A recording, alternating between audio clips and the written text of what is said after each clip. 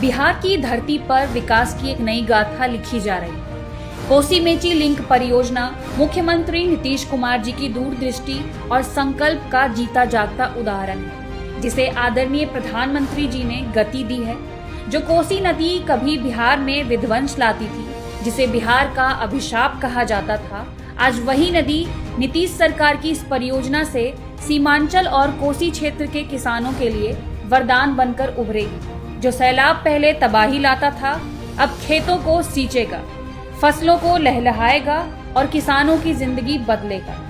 117.50 kilometre लंबी नहर के जरिए कोसी का अतिरिक्त जल मेची नदी में पहुंचाया जाएगा, जिससे सुपौल, अररिया, पूर्णिया, किशनगंज, कटिहार, मधेपुरा, सहरसा और खगड़िया जैसे 7 से 8 जिलों के करीब 2.15 लाख हेक्टेयर कृषि क्षेत्र को अतिरिक्त वार्षिक सिंचाई की सुविधा मिलेगी। पूर्वी कोसी मुख्य नहर के मौजूदा कमांड में आपूर्ति की कमी दूर होगी।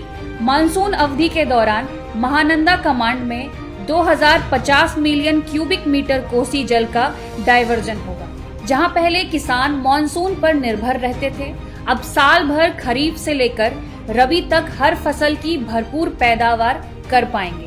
इससे उनकी आमदनी दोगुनी होगी और गांव की अर्थव्यवस्था को भी मजबूती मिलेगी। यह परियोजना सिर्फ खेती नहीं, बाढ़ और सूखे दोनों समस्याओं का समाधान है।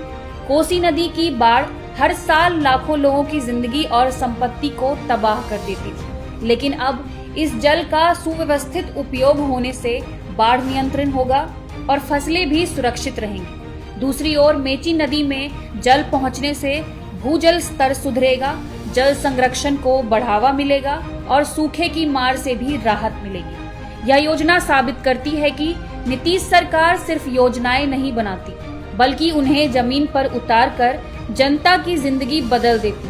किसानों का भविष्य, बच्चों का कल और बिहार की समृद्धि अब कोसी मेची लिंक परियोजना के साथ नई उड़ान भरने को तैयार है। नीतीश सरकार, विकास और विश्वास की पहचान।